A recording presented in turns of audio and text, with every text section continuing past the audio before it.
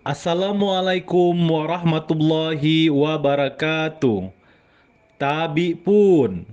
Salam guru penggerak.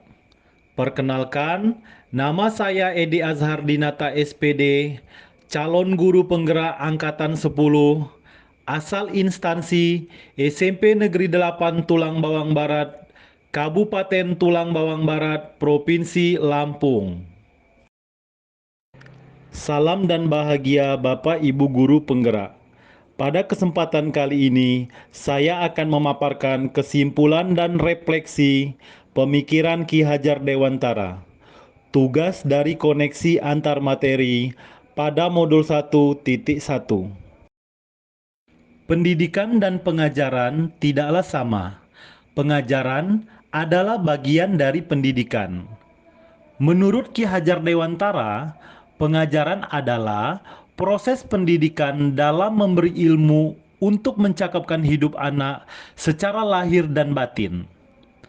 Pendidikan pada hakikatnya adalah menuntun atau memberikan tuntunan terhadap segala kekuatan kodrat yang dimiliki anak agar ia mencapai keselamatan dan kebahagiaan setinggi-tingginya sebagai anggota masyarakat.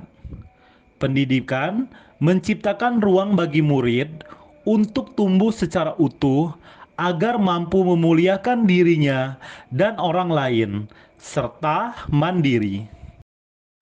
Saya akan merefleksikan diri melalui 3 pertanyaan sebagai berikut. Yang pertama, apa yang saya percaya tentang murid dan pembelajaran di kelas sebelum saya mempelajari modul 1.1? Yang kedua, apa yang berubah dari pemikiran dan perilaku saya setelah mempelajari modul ini? Dan yang terakhir, apa yang dapat segera saya terapkan lebih baik agar kelas saya mencerminkan pemikiran Ki Hajar Dewantara? Baiklah Bapak Ibu guru hebat, saya akan menjelaskan satu persatu sebelum mempelajari modul 1.1 yang saya beranggapan bahwa murid adalah seseorang yang dapat mengikuti apa yang diperintahkan oleh guru.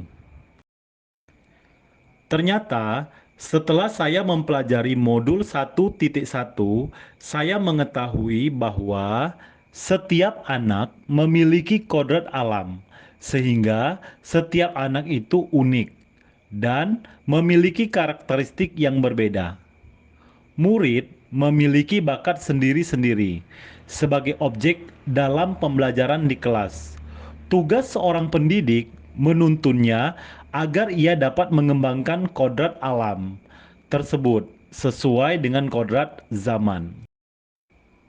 Selanjutnya, sebelum mempelajari modul 1.1, saya beranggapan bahwa semua murid dapat mengikuti cara belajar yang dilakukan oleh guru, asal ia memperhatikan penjelasan guru dan rajin berlatih. Namun, setelah mempelajari modul 1.1, ternyata saya mengetahui bahwa murid sebagai subjek pembelajaran, merekalah pemegang kendali pembelajaran. Pendidik harus memfasilitasi belajar peserta didik agar mereka dapat menjadi manusia yang seutuhnya. Selanjutnya, sebelum mempelajari modul 1.1, saya beranggapan bahwa pembelajaran berpusat pada guru sebagai sumber ilmu. Setelah saya mempelajari modul 1.1, saya mengetahui bahwa pembelajaran seharusnya berpusat kepada murid.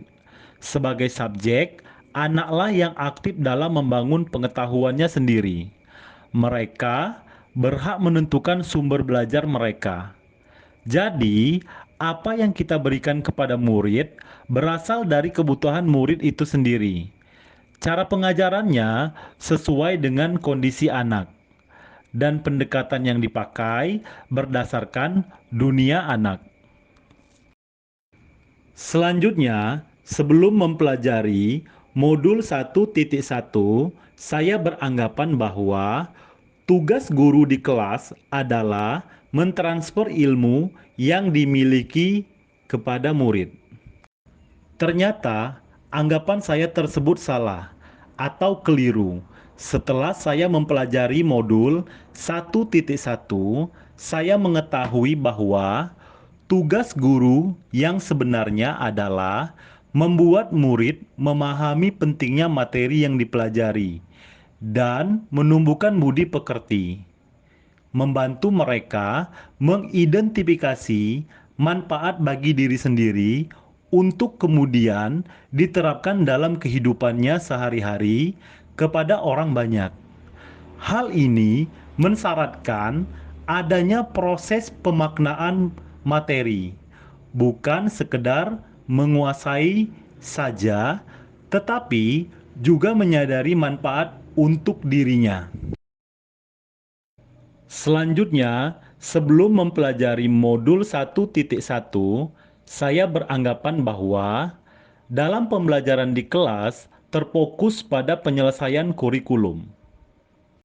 Namun, setelah saya mempelajari modul 1.1, ternyata saya mengetahui bahwa dalam pembelajaran yang terpenting bukanlah menyelesaikan kurikulum dan ketuntasan belajar, namun bagaimana anak dapat mengembangkan minatnya sesuai dengan kodrat alam dan kodrat zaman.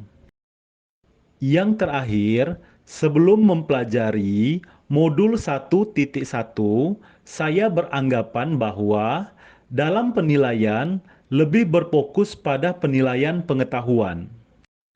Setelah saya mempelajari modul 1.1, dalam melakukan penilaian tidak boleh terpaku pada nilai pengetahuan saja, tetapi juga harus menilai sikap dan keterampilan. Karena ketiga penilaian tersebut merupakan satu kesatuan yang tidak dapat dipisahkan untuk menentukan keberhasilan murid dan sebagai umpan balik. Nah, Bapak Ibu guru hebat, itulah tadi pemikiran saya sebelum dan setelah mempelajari modul 1.1. Untuk itu, agar kelas saya mencerminkan pemikiran Ki Hajar Dewantara, penerapan yang saya akan lakukan di kelas, di antaranya yang pertama yang saya akan lakukan di kelas yaitu merancang pembelajaran yang interaktif dan menyenangkan dengan melibatkan murid sesuai dengan metode student center. Berikutnya, saya akan menjadikan mereka subjek pembelajaran yang bisa mengeksplor apa yang mereka mau tentang ilmu yang akan dipelajari tanpa paksaan dan dengan cara yang mereka sukai. Berikutnya, saya akan menerapkan pembelajaran abad 21 sesuai dengan pemikiran Ki Hajar Dewantara, berpikir kritis, kreatif, komunikasi, dan kolaborasi. Selanjutnya, pembelajaran tidak lagi menuntut, tetapi menuntun, karena tugas guru adalah memberikan tuntunan atau arahan yang baik kepada murid dan berusaha menjadi teladan bagi murid, baik perkataan maupun perbuatan. Selanjutnya, mengenali karakter dan latar belakang murid dengan menjalin komunikasi yang baik. Terakhir, saya berharap bisa memaknai semboyan Ki Hajar Dewantara ing ngarso sung tulodo. Di depan, saya memberikan teladan bagi setiap murid saya. Ing madya mangun karso. Di tengah, saya bisa menjadi teman yang memberikan semangat untuk murid saya. Dan Tuthuri Handayani. Dari belakang, saya bisa memberikan dorongan moral serta semangat belajar bagi murid. Semoga video ini dapat menginspirasi. Salam dan bahagia, Bapak Ibu guru penggerak. Wassalamualaikum warahmatullahi wabarakatuh.